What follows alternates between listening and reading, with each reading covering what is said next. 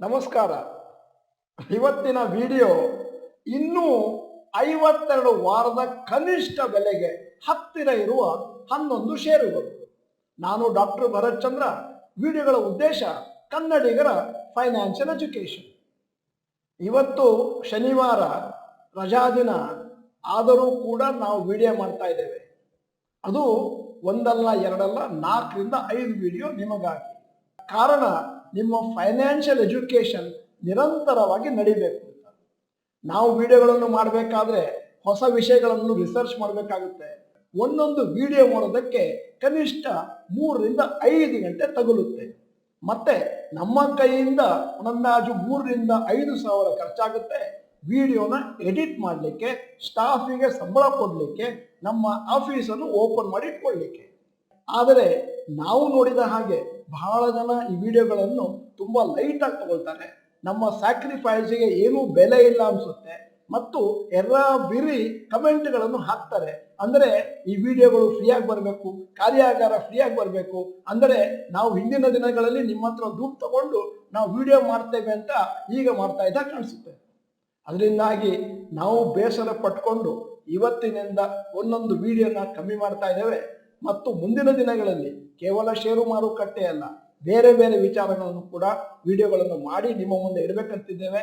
ಯಾಕಂದ್ರೆ ಷೇರು ಮಾರುಕಟ್ಟೆಯ ಬಗೆಗಿನ ವಿಡಿಯೋಗಳನ್ನು ನೋಡುವವರು ಯಾರೂ ಕೂಡ ಲೈಕ್ ಬಟನ್ ಒತ್ತಾ ಇಲ್ಲ, ಮತ್ತೆ ಅದನ್ನು ಫಾರ್ವರ್ಡು ಮಾಡುತ್ತಿಲ್ಲ, ಕಮೆಂಟ್ಗಳನ್ನು ಹಾಕ್ತಾ ಇಲ್ಲ. ಸ್ನೇಹಿತರೆ, ಇದರ ಬಗ್ಗೆ ನಿಮ್ಮ ಅನಿಸಿಕೆಯನ್ನು ಕಮೆಂಟ್ ಬಾಕ್ಸ್ನಲ್ಲಿ ಹಾಕಿ. ಸದ್ಯದ ಮಟ್ಟಿಗೆ ಭಾರತದ ಮಾರುಕಟ್ಟೆ close to all time high. ಸಾಮಾನ್ಯವಾಗಿ ನಿಫ್ಟಿ ಮತ್ತು ಸೆನ್ಸೆಕ್ಸ್ ಆಲ್ ಟೈಮ್ ಹೋದಾಗ ನಾವು ಭಾವಿಸುವುದೇನು ಅಂತಂದ್ರೆ ಎಲ್ಲಾ ಷೇರುಗಳು ತಮ್ಮ ಲೈಫ್ ಟೈಮ್ ಹೈಯಲ್ಲಿರ್ತವೆ, ಇಲ್ಲ 52 ವೀಕ್ಸ್ ಹೈಯಲ್ಲಿರ್ತವೆ. ಆದರೆ ಹಾಗೇ ಆಗ್ಬೇಕಂತೇನಿಲ್ಲ. ಸದ್ಯದ ಮಟ್ಟಿಗೆ ನೋಡೋದಾದ್ರೆ ಸುಮಾರು 11 ಷೇರುಗಳನ್ನು ನಾವು ರಿಸರ್ಚ್ ಮಾಡಿ ಹೊರಗೆ ತೆಗೆದಿದ್ದೇವೆ. ಅವುಗಳು ತಮ್ಮ 52 ವೀಕ್ಸ್ ಲೋಯೆಸ್ಟ್ ಹತ್ರ ಇದ್ದಾವೆ. ಅಂದರೆ ಕೆಲವು ಷೇರುಗಳು ಒಂದು ಅಂದಾಜು 10% ಮಾರ್ಜಿನ್ ಅಲ್ಲಿ ಅಲ್ಲಿ ಇಲ್ಲಿ 52 ವೀಕ್ಸ್ ಲೋ ಅಲ್ಲಿ ಇದ್ದಾವೆ. ಆದ್ದರಿಂದ ಇವತ್ತಿನ ವಿಡಿಯೋನು ನೋಡಿದ ಮೇಲೆ ನಿಮ್ಮದೇ ಆದಂತ ರಿಸರ್ಚ್ ಮಾಡಿ ಯಾಕೆ ಈ ಷೇರುಗಳು ಕೆಳಗಡೆ ಇದ್ದಾವೆ, ಮುಂದೆ ಇದು ಮೇಲಕ್ಕೆ ಹೋಗುವ ಸ್ಕೋಪ್ ಇದೆಯಾ, ಮತ್ತು ಮೇಲಕ್ಕೆ ಹೋದ್ರೆ ಏನ್ ಸ್ಪೀಡ್ ಅಲ್ಲಿ ಮೇಲಕ್ಕೆ ಹೋಗಬಹುದು ಅಂತ ಯೋಚನೆ ಮಾಡಬೇಕಾಗುತ್ತೆ. ಮತ್ತು ಸಪರೇಟ್ ಆಗಿ ಒಂದು ಶಾರ್ಟ್ ಟರ್ಮಿಗೆ ಪೋರ್ಟ್ಫೋಲಿಯೋನ ಮಾಡಬಹುದು.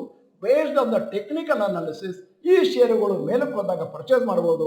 ಯಾಕಂದ್ರೆ ಈ ಷೇರುಗಳು ಒಂದಷ್ಟು ರೇಸ್ ನಲ್ಲಿ ಭಾಗವಹಿಸಿಲ್ಲ, ಮುಂದೆ ಫಾಸ್ಟ್ ಆಗಿ ಓಡಬಹುದು ಅನ್ನುವಂತ ಒಂದು ಅನಿಸಿಕೆ. ಈಗ ನಿಮ್ಮ ಮುಂದೆ ಪಟ್ಟಿ ಇಡ್ತಾ ಇದ್ದೇನೆ. Large stocks near 52 weeks low. HDFC bank approximate current market price 1484, 52 ವಾರದ ಲೋಯೆಸ್ಟ್ 1460, ಅಂದ್ರೆ 1.6% ಮೇಲಕ್ಕೆ ಇದೆ ಲೋಯೆಸ್ಟ್ ಇಂದ. ನವೀನ್ ಫ್ಲೂರಿನ್ 3451, 52 ವಾರದ ಲೋಯೆಸ್ಟ್ 3356, 2.8% 52 ವೀಕ್ಸ್ ಲೋಯೆಸ್ಟ್ ಹತ್ರ ಇದೆ. ವೇದಾಂತ ಫ್ಯಾಷನ್ಸ್ ಅಥವಾ Manyavar approximate current market price 1089, 52 ವಾರದ ಲೋಯೆಸ್ಟ್ 1058 ಇತ್ತು ಮತ್ತು distance from 52 weeks low 2.9%. VIP industries ಕೂಡ approximate current market price 565, lowest 545, 3.5%. ಅದು ಹತ್ರ ಇದೆ 52 ವೀಕ್ಸ್ ಲೋಗೆ. ಈಗ ಮುಂದಕ್ಕೆ ಹೋಗ್ತಾ ಇದ್ದ ಹಾಗೆ HUL 2483 versus 2393, 3.8% distance from 52 weeks low. UPL approximate CMP 555, 52 weeks low 528 ಮತ್ತು distance from 52 weeks low 5%. Dabur approximate current market price 539, 52 ವಾರದ lowest 504, distance from 52 weeks low 7.1. SBI cards ಕೂಡ ಅಪ್ರಾಕ್ಸಿಮೇಟ್ CMP 747, 52 ವಾರದ ಲೋಯೆಸ್ಟ್ 696 ಮತ್ತು ಡಿಸ್ಟೆನ್ಸ್ ಫ್ರಮ್ 52 ವೀಕ್ಸ್ ಲೋ 7.3. ಮುಂದಕ್ಕೆ ಹೋಗ್ತಾ ಇದ್ದಾಗೆ Page Industries approximate current market price 37,603, 52 ವಾರದ lowest 34,953, ಆಜು ಬಾಜುವಲ್ಲಿದೆ 7.6%.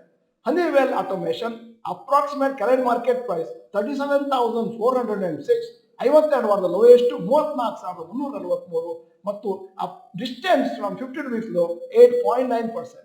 ಮತ್ತೆ Bata India approximate current market price 1516, 52 ವಾರದ ಲೋ ಎಷ್ಟು 13.81 ಮತ್ತು ಡಿಸ್ಟೆನ್ಸ್ ಫ್ರಮ್ 52 ವೀಕ್ಸ್ ಲೋ 9.8. ಈಗ ನಾನು ಇವತ್ತಿನ ಈ ವಿಡಿಯೋದ ಬಗ್ಗೆ ಒಂದಷ್ಟು ಅಬ್ಸರ್ವೇಷನ್ಗಳನ್ನು ಮಾಡ್ತಾ ಇದ್ದೀನಿ.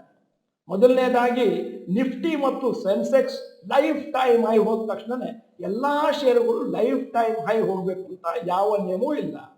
ಎರಡನೇದು, ನಿಫ್ಟಿಯಲ್ಲಿರುವಂತಹ ಷೇರುಗಳು ಒಂದಷ್ಟು ಬಿಗ್ಗೆಸ್ಟ್ ಕಂಪನಿಗಳಿರ್ತವೆ, ಅವುಗಳು ಮೇಲಕ್ಕೆ ಹೋದಾಗ ನಿಫ್ಟಿ ಮೇಲಕ್ಕೆ ಹೋಗ್ತದೆ. ಅಂದ್ರೆ ಎಲ್ಲಾ ಷೇರುಗಳು ಮೇಲಕ್ಕೆ ಹೋಗ್ಬೇಕು ಅಂತ ರೂಲ್ಸ್ ಇಲ್ಲ. ಈಗ ಮೂರನೇ ಅಬ್ಸರ್ವೇಷನ್, ಯಾವುದಾದ್ರೂ ಷೇರು 52 ವಾರದ ಲೋಯೆಸ್ಟ್ ಇದೆ ಅಂತಂದ್ರೆ ನಾಳೆಯಿಂದ ಮೇಲಕ್ಕೆ ಹೋಗುತ್ತೆ ಅಂತ ಖಾತ್ರಿ ಇಲ್ಲ. ಅದೇ ರೀತಿ 52 ವಾರದ ಹೈಯೆಸ್ಟ್ ಇದೆ ಅಂದ್ರೆ ನಾಳೆಯಿಂದ ಕೆಳಗೆ ಬೀಳುತ್ತೆ ಅಂತ ಖಾತ್ರಿ ಇಲ್ಲ. ಎಲ್ಲವೂ ಡಿಪೆಂಡ್ ಆಗೋದು ಫಂಡಮೆಂಟಲ್ಸ್ ಆಫ್ ದ ಕಂಪನಿ. ಈಗ ನಾಲ್ಕನೇದು, ಯಾವುದಾದ್ರೂ ಷೇರು 52 ವಾರದ ಲೋಯೆಸ್ಟ್ ಅಲ್ಲಿ ಟ್ರೇಡ್ ಆಗ್ತಾ ಇದ್ರೆ ಅವಾಗ ನಾವು ತಿಳ್ಕೋಬೇಕು ಇದೊಂದು ಆಪರ್ಚುನಿಟಿ ಇದೆ ಸ್ಟಡಿ ಮಾಡ್ಬಿಟ್ಟು ಹಣವನ್ನು ಹಾಕ್ಲಿಕ್ಕೆ. ಈಗ ಐದನೇ ಅಬ್ಸರ್ವೇಷನ್, ಯಾವುದಾದ್ರೂ ಕಂಪನಿ 52 ವೀಕ್ಸ್ ಲೋ ಹತ್ರ ಇದೆ ಅಂತಂದ್ರೆ ಏನೋ ಸ್ಟ್ರಾಂಗ್ ರೀಸನ್ ಇರಬೇಕು. ದಯವಿಟ್ಟು ಎಲ್ಲವನ್ನು ಸ್ಟಡಿ ಮಾಡಿ, ಅದೇನಾದ್ರೂ ಟೆಂಪರರಿ ಕಾಸಸ್ ಇದ್ರೆ ಷೇರು ದಿಢೀರಂತ ಮೇಲೆ ಬರುತ್ತೆ. ಅದರಿಂದಾಗಿ ನೀವು ನೋಡ್ತಾ ಇರಬೇಕು ಕ್ವಾರ್ಟರ್ಲಿ ಅನಾಲಿಸಿಸ್. ಸಾಮಾನ್ಯವಾಗಿ ಡಾಕ್ಟರ್ ಭರತ್ ಚಂದ್ರ ವಿದ್ಯಾರ್ಥಿಗಳು ನಮಗೆ ಕೇಳ್ತಾ ಇರ್ತಾರೆ, ಏನಾದ್ರೂ ಅಸೈನ್ಮೆಂಟ್ ಕೊಡಿ.